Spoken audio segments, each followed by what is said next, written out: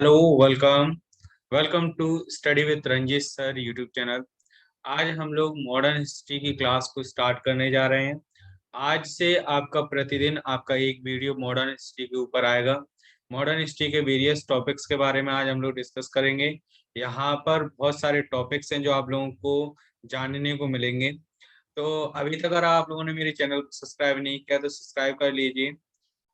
यहाँ मेरे चैनल का नाम है स्टडी विद रंजीत सर। इसका इवन अगर आप इसका जो है पीडीएफ चाहते हैं इस क्लास का, तो आप मेरे यूट्यूब जो है Telegram channel study with Ranjit sir, इससे ज्वाइन कर सकते हैं। इसका लिंक मेरे को डिस्क्रिप्शन में मैं दे दूंगा, आप वहां से ज्वाइन कर सकते हैं। एंड इससे अलावा मैं जो है साइंस की वीडियोस भी स्टार्ट करने जा रहा हूँ। किसकी? साइंस की वीडियोस भी स्टार्ट करने जा रहा हूँ। जैसे सबसे बायोलॉजी स्टार्ट करेंगे, सबसे पहले हम लोग बायोलॉजी स्टार्ट करेंगे। इसके साथ साथ ही हम लोग जो है आपका मॉडर्न हिस्ट्री के, जैसे मैं आपको यहाँ पर जो है फुल डिटेल क्लास पढ़ाऊंगा, साथ में एक वीडियो पर डे आपका लगभग लगभग जो इस टॉपिक से रिलेटेड एमसीक्यू या फैक्ट होंगे वो भी आपका प्रोवाइड किया जाएगा। तो आप लोगों के लिए यहाँ पर मॉडर्न हिस्ट्री अच्छे तैयार किया जाएगा एंड साइंस की क्लासेस भी आपकी होंगी। चलिए, आज का जो टॉपिक है वो क्या है देख लेते हैं। Arrival of Europeans in India, यानी भारत में यूरोपीय कंपनियों का आगमन।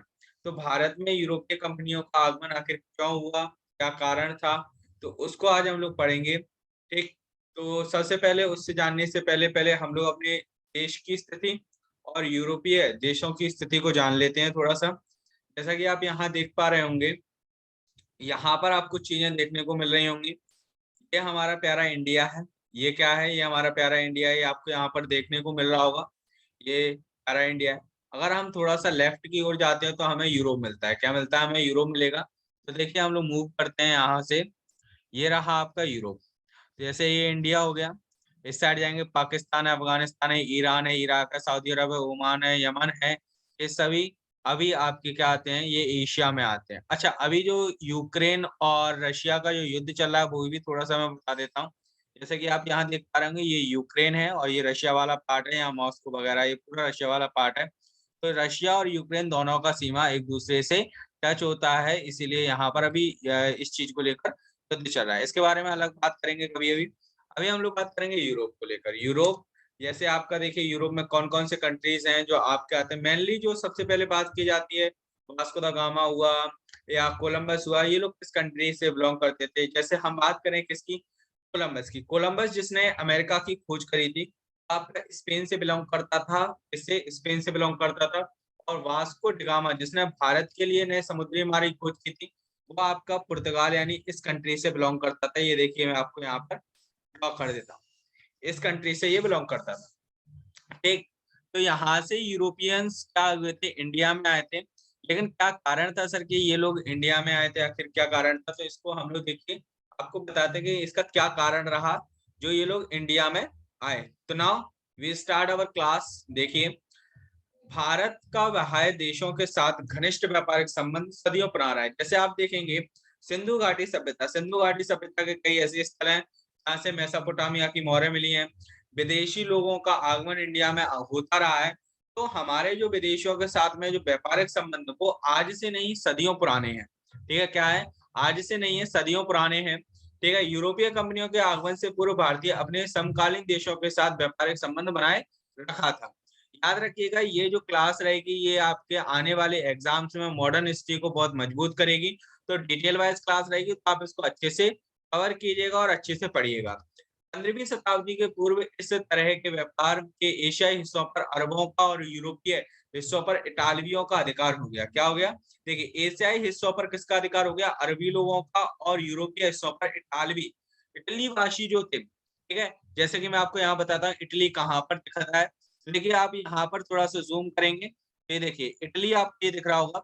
इटली, इटली कैपिटल रोम है। तो इटली का अधिकार आपका कहाँ पर हो गया था? इटली का अधिकार आपका जो देखा जाएगा यूरोपियन कंट्रीज पर ज्यादा होने लगा। और एशिया वाली जो कंट्री थी, यानी just like India, Pakistan, Afghanistan, Bhutan, Nepal, ये जो इंडिया वाली एशिया वाली जो कंट्रीज होते हैं, इस पर आपका अरबी लोगों का क्या होने गया था? व्यापारिक अधिकार चल रहा था।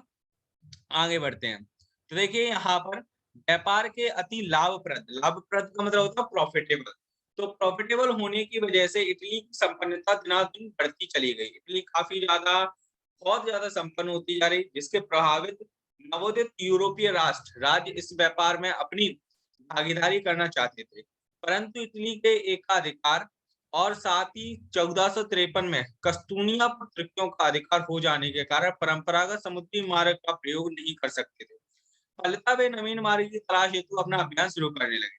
एक्चुअल में कहने का तात्पर्य क्या है, देखिए यहाँ पर मैं आपको थोड़ा सा एक्सप्लेन करता हूँ मैप के द्वारा आपको अच्छे से समझ में आएगा। जैसे ये देखिए, आपको यहाँ पर इटली दिखाई दे रहा होगा, क्या दिखाई दे रहा है, इटली दिखाई दे रहा है, ये रहा इटली। तो इटली ने क्या किया था, ये वाला जो सी है, एक्चुअल में इटली ने पूरे यूरोपियन कंट्रीज में अपना वर्चस्व स्थापित करके रखा हुआ था।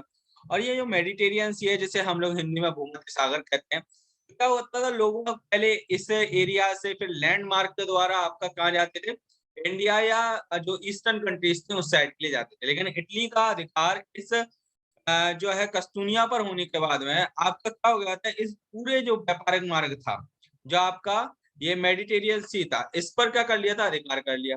अब भाई दिक्कत क्या आई, और कंट्रीज हैं जस्ट लाइक पुर्तगाल है, स्पेन है, फ्रांस है, ब्रिटेन है, जर्मनी है, ये जो कंट्रीज हैं इनको भी यार व्यापार करना था। तो क्या हुआ, अब इन्होंने कहा कि यार हमें कोई नया मार्ग चाहिए, क्योंकि इटली हम लोगों को यहाँ से निकलने नहीं देगा।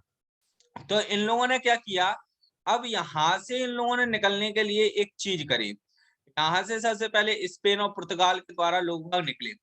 देखिए आपको यहाँ से चीजें, जैसे स्पेन से कोलंबस वगैरह निकले, तो यहाँ से लोग बाग निकले। कोलंबस जो निकला था वो आपका यहाँ की जगह यानी इंडिया की जगह एक्चुअल है वो किस साइड चला गया अमेरिका की ओर। ठीक है, तो स्पेन के नाविक कोलंबस ने आपका किसका खोज किया था, इस वेस्ट इंडीज ग्रुप पर पहुंचा था, जो अमेरिका में आता है, उत्तरी अमेरिका वाले पोर्शन में आता है। उत्तरी अमेरिका ही मैं आपको शो कर देता हूँ कहाँ पर है। तो ना आप थोड़ा सा और जाते हैं तो ये रहा नॉर्थ अमेरिका। तो यहाँ पर आपका वेस्ट इंडीज ग्रुप मिलता है कहाँ पर, इस साइड, ये जो छोटे छोटे द्वीप दिख रहे हैं आपके वेस्ट इंडीज ग्रुप कहलाते हैं। क्लियर, तो ना हम चलते हैं आगे की ओर। तो यहाँ से व्यक्ति निकले और इस साइड चले गए। बहुत सारे लोगों ने ट्राई किया, फिर एक व्यक्ति और आए, इसका नाम था आपका वास्को दा गामा। क्या था, वास्को दा गामा। वास्को दा गामा यहाँ से निकले, कहाँ से निकले भाई, आपके पुर्तगाल से निकले और इस तरीके से आए। आपके इससे पहले और भी लोगों ने ट्राई किया। ये जो साउथ अफ्रीका का ये वाला जो पार्ट है, इसे कहते हैं आस अंतरीफ। क्या कहते हैं, आस अंतरीफ, कैप ऑफ गुड होप, क्या कहते हैं, आशा का अंतरीफ कहते हैं। काफी लंबा सफर यहाँ तय करने के बाद लोगों की जो आशाएं होती हैं वो टूट जाती नहीं कि यार इंडिया जिसके बारे में हम लोग सुनते हैं अभी तक हम लोग पहुंचे नहीं है। तो क्या हुआ, लोगों ने इसको आशा का अंतरीप का के यहाँ से ज्यादातर लोग छोड़कर चले गए। फिर क्या हुआ भाई, फिर ये हुआ कि यहाँ से एक गुजराती व्यापारी आपको मिला, किसको, वास्को दा गामा को, और यहाँ से लेकर ये इंडिया के कालीकट बंदरगाह, जो कहाँ केरल में है, कहाँ है, केरल में है, यहाँ पर इसने लाकर उतार दी। ठीक है, तो कालीकट बंदरगाह पर पहली बार लाया। एक्चुअल में यहाँ यूरोपीय कंपनियों के आने का कारण क्या था, आने का कारण था मसाले।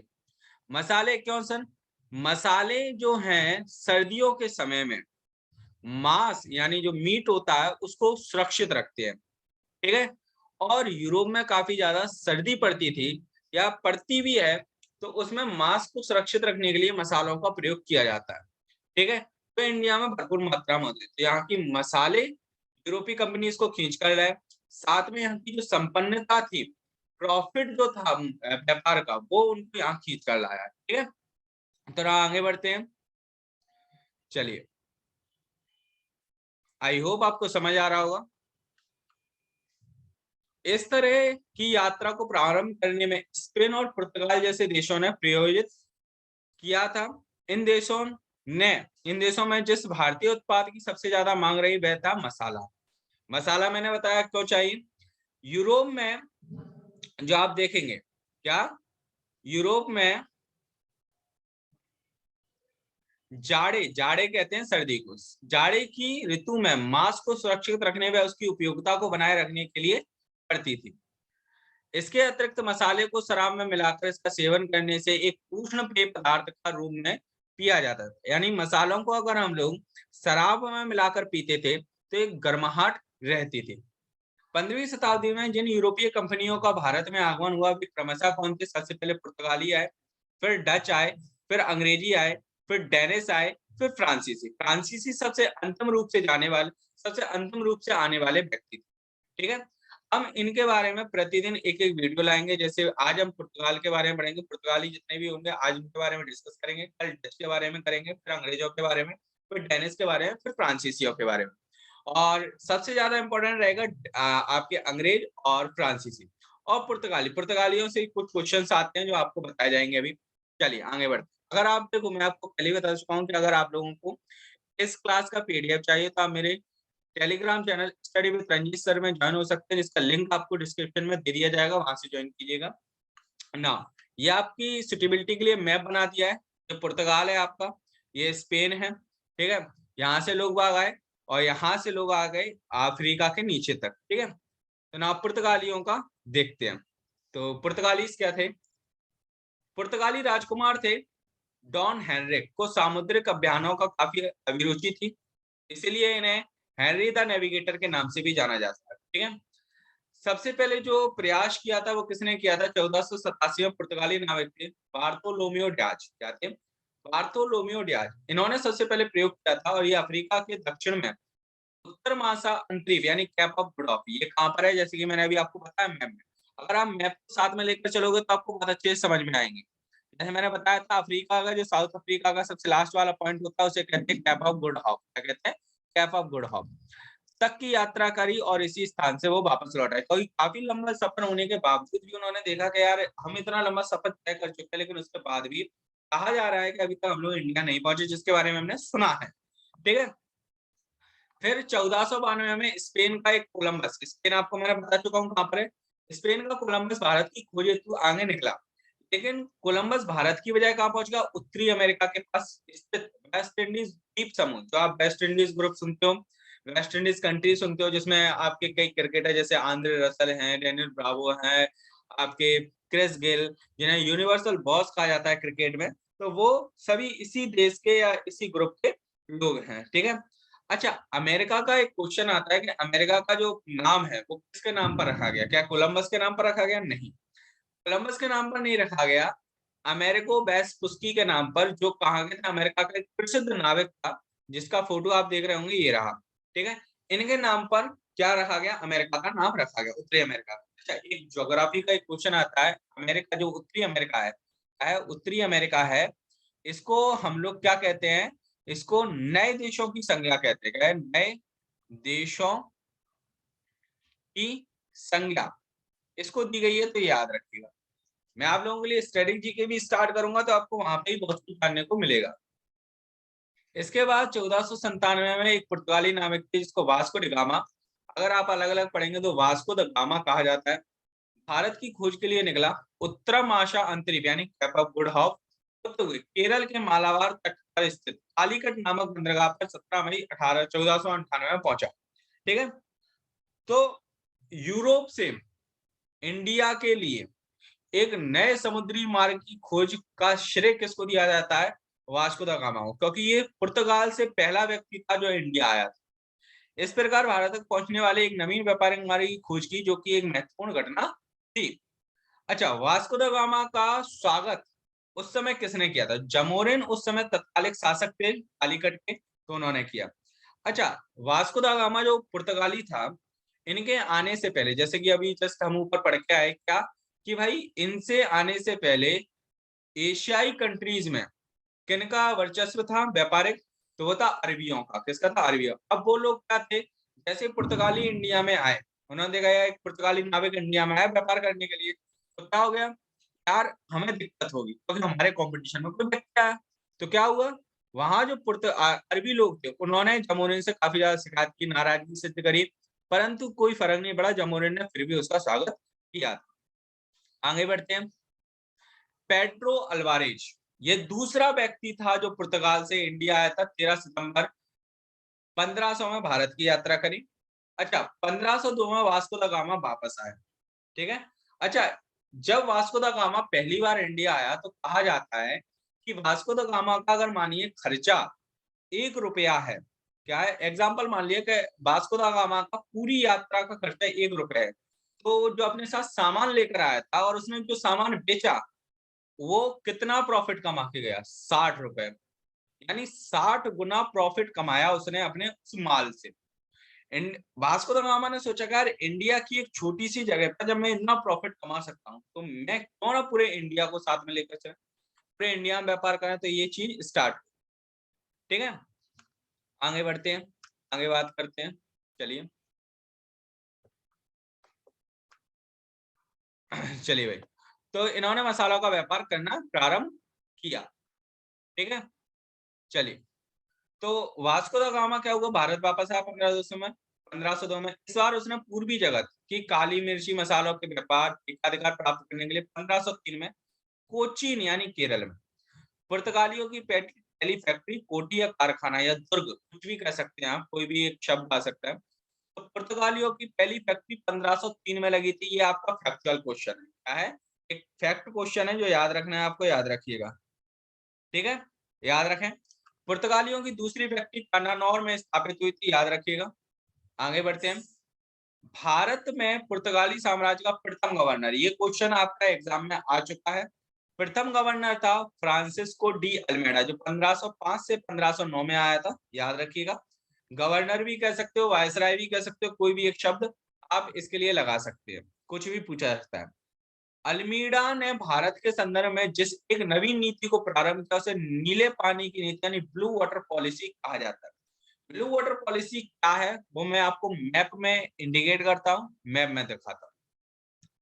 देखिए, आपको हमारा प्यारा भारत दिखाई दे रहा है, प्यारा भारत दिखाई दे रहा है, और उसमें आप देख रहे होंगे बहुत सारे समुद्र आपको दिखाई दे रहे हैं। जैसे एक महासागर है, जैसे मैं आपको बताता हूँ, महासागर में इंडियन ओशन, ठीक है। इसके अलावा बहुत सारे सागर हैं, जैसे बे ऑफ बंगाल है, लक्षद्वीप सी है, अरेबियन सी है, गल्फ ऑफ मन्नार है, ठीक है। इधर आप चले जाएंगे तो ये पूरा इंडियन ओशन चल रहा है।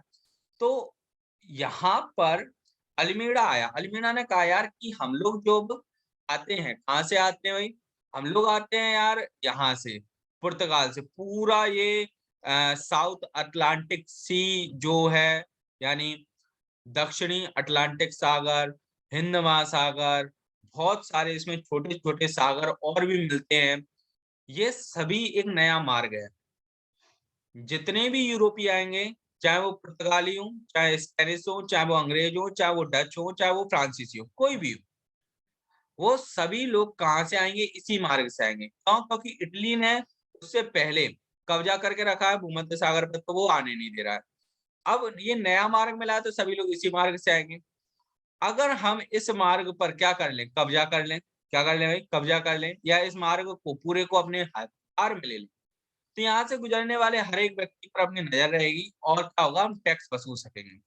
तो उन्होंने इसी चीज को अपनाया और करा कि भाई आप लोगों को जिसको भी निकलना है वो, तो उससे पहले अपन को ये पूरा एरिया, ये पूरा समुद्र का एरिया अपने हाथों में लेना होगा, जिससे हमें बहुत ज्यादा आगे जाके भविष्य में प्रॉफिट रहेगा, ठीक है।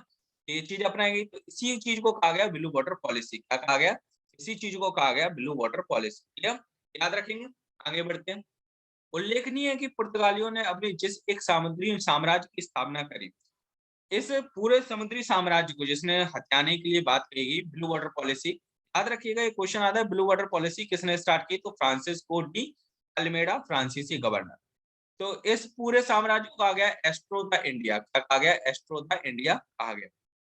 पुर्तगालियों का दूसरा गवर्नर 1509 में आया, ये सबसे ज्यादा इंपॉर्टेंट क्वेश्चन है। फ्रांसिस डी अल्बुकर्क, इसी व्यक्ति को भारत में पुर्तगालियों का वास्तविक संस्थापक कहते हैं। इन्होंने वास्तविक रूप से भारत में, जो कहा जाता है, फ्रांसीसियों को अच्छे तरीके से जमाना प्रारंभ किया। इसे भारत में पुर्तगालियों की शक्ति का वास्तविक संस्थापक कहा जाता है। इसने अपना मुख्यालय कोचीन को बनाया, कोचीन केरल में। अल्बुकर्क यानी फ्रांसिस्को डी अल्बुकर्क ने 1510 में, ये क्वेश्चन बहुत इंपॉर्टेंट है, एग्जाम में पूछा जा चुका है, याद रखिएगा, गोवा बंदरगाह को बीजापुर के शासक यूसुफ आदिल शाह से छीन लिया। 1503 में कोचीन के स्थान पर, ठीक है, अपनी गतिविधियों का मुख्य केंद्र बना लिया, ठीक है। ये 1503 होगा, 1510, ये 1510 होगा या 13 होगा, समथिंग 13 होगा, 1503 नहीं होगा, 1503 में तो आ ही नहीं था, 1513 होगा, ठीक है, आगे बढ़ते हैं। अल्बुकर्क ने भारत में पुर्तगालियों की संख्या को बढ़ाने के लिए, आप लोगों ने एक बात सुनी होगी, एक वायसराय था जिसने कहा था कि अगर हमें इंडिया में अपनी संख्या बढ़ानी है तो भारतीय महिलाओं से विवाह कीजिए, जिससे उनसे जो बच्चों का जन्म होगा वो क्या होंगे, पुर्तगाली कहलाएंगे। तो ये व्यक्ति अल्बुकर्क था जिसने भारतीय महिलाओं से विवाह करने के लिए पुर्तगालियों को प्रोत्साहित किया। याद रखिएगा, जो प्रिंटिंग प्रेस, आज आप न्यूज़पेपर पढ़ते हैं, ठीक है, जो भी आप बुक्स वगैरह पढ़ पा रहे हैं, तो प्रिंटिंग होती है, वो सारी चीजें आपकी पुर्तगालियों के द्वारा ही स्टार्ट की गई थी। भारत में प्रथम प्रिंटिंग प्रेस 1556 में गोवा में लगी। गोवा में एक कॉलेज था सेंट पॉल कॉलेज, उसमें ये लगी है, पुर्तगालियों द्वारा स्थापित की गई। ये पहली प्रिंटिंग प्रेस थी, इस तरीके से प्रिंट हो रहा था, ठीक है। तो ये ठीक है एक प्रिंटिंग प्रेस का, तो आप याद रख सकते हैं, ठीक है। आगे बढ़ते हैं। पुर्तगालियों ने जहांगीर के समय तंबाकू की खेती की। तो जहांगीर के समय आपकी तंबाकू की खेती की गई थी, इसके द्वारा, पुर्तगालियों के द्वारा। इन्होंने ही भारत में गौतिक स्थापत्य कला, आज आप देखते हैं जो चर्च वगैरह बनते हैं उसे गौतिक स्थापत्य कला कहते हैं, वो आपके इन्होंने ही प्रचलन में लाए थे। इनके अलावा इन्होंने बहुत सारी चीजें जो इंडिया में स्टार्ट करी, जस्ट लाइक देखिए, इन्होंने दक्षिण भारत में पहली बार गोला बारूद का प्रयोग किया था, तो गोला बारूद इन्हीं के द्वारा लाया गया। जहाज निर्माण उद्योग, आज हम लोग जो जहाज बनाते हैं, ठीक है, चाहे वो हम लोग युद्ध के लिए बनाए, युद्ध पोत बनाए, या हम फिशिंग के लिए बनाए, या हम ट्रेवलिंग के लिए बनाए, कुछ भी बनाते हैं तो एक जहाज निर्माण की कला होती है, ठीक है। जो जहाज जो चीजें तैरती हैं, वो एक सिद्धांत होता है फिजिक्स में, आर्किमिडीज का सिद्धांत, वो भी हम लोगों को इवन जो कहा जाता है, वो इस तरीके से तैरते हैं जहाज। तो वो बाद में आए थे, लेकिन जहाज निर्माण की कला इन्होंने बताई थी, हम लोगों को याद रखिएगा, ठीक। इन्होंने भारत में मूंगफली, तम्बाकू, आलू, जो ज्यादातर लोगों का फेवरेट होता है, लाल मिर्च, मकई, टमाटर, शकरकंद, रबड़, चीकू, काजू, अमरूद, अनानास या शरीफ या सीताफल जिसे हम कहते हैं, की खेती प्रारंभ करी। तो यही लोग थे जो, ये आप लोग सब्जियों के नाम या फलों के नाम सुनते हैं, ये इंडिया में पहले से नहीं होते थे। ये सभी चीजें हमारे देश में लाने का काम किसने किया था, पुर्तगालियों ने किया था, इन्होंने स्टार्ट किया। जैसे हम एक बात स्टार्ट करें आपका आलू के बारे में। आलू आज भारत में हर एक चीज में लगता है, हर एक चीज।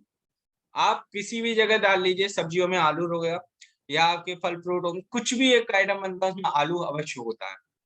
तो आलू जो भारत का लोकप्रिय एक सब्जी है, वो हमारे पुर्तगालियों के द्वारा दी गई। तम्बाकू के बारे में अगर मैं बात करूं, तो तम्बाकू वर्ल्ड में अगर सबसे ज्यादा तम्बाकू अगर कहीं होता है वो चाइना में, उपभोक्ता भी चाइना में, सेकंड नंबर पे इंडिया आता है, याद रखिएगा। तो वो एक बहुत बड़ी चीज है कि पुर्तगालियों ने स्टार्ट करी, ठीक है। तो ये सारी चीजें पुर्तगालियों की देन हमारे पास है, ठीक। तो ये पुर्तगालियों से रिलेटेड कुछ तथ्य थे जो आपके रहे। इसमें आपके वो क्वेश्चंस जो एग्जाम में पूछे जा चुके हैं वो बता दिए हैं। जैसे मैंने आपको भारत में पहली प्रिंटिंग प्रेस के बारे में बताया, भारतीय महिलाओं के बारे में बताया कि भारतीय महिलाओं से आपका विवाह के लिए प्रोत्साहित किसने किया। अल्बुकर्क ने 1510 में गोवा वाला, ये क्वेश्चन एग्जाम में आ चुका है। पुर्तगालियों का वार्षिक संस्थापक से कहा जाता है, वो आ चुका है। बहुत सारी चीजें हैं जो आपको बताई जा चुकी है। आप मेंस पर्सपेक्टिव भी इस चीज को लिख सकते हैं, जब आपका भारत में क्या जो कहा जाए यूरोपीय कंपनियों का आगमन, तो ये जो ऊपर जो लिखा है arrival of Europeans in India, तो इसको आप लोग पूरा मेंस के लिए स्टार्टिंग पॉइंट बना सकते हैं, याद रखें, ठीक है। अगर आपको क्लास अच्छी लगी हो तो लाइक एंड शेयर कीजिएगा। कल हम लोग डचों के ऊपर बात करेंगे, एक वीडियो आएगा। इसके अलावा साइंस की वीडियोस भी आपका आना स्टार्ट हो जाएंगी, ठीक है। आप मेरे Telegram channel study with Ranjit sir, जिसका लिंक आपको डिस्क्रिप्शन में दे दिया जाएगा, वहां से ज्वाइन कर सकते हैं, इसका पीडीएफ आपको मिल जाएगा। और जिसने भाई मेरे यूट्यूब चैनल को सब्सक्राइब नहीं किया, कर लीजिए, स्टडी विद रंजीत सर। हम लोग डेली यहाँ पर कोई ना कोई वीडियोस लाते रहेंगे जो आपका मॉडर्न हिस्ट्री से और आपका साइंस से रिलेटेड होगा, ठीक है। तो thank you all of you and take care. हम फिर मिलते हैं आप लोगों से जल्द ही। Thank you so much. And आज इंटरनेशनल वुमेन्स डे है, तो सभी को हैप्पी इंटरनेशनल वुमेन्स डे।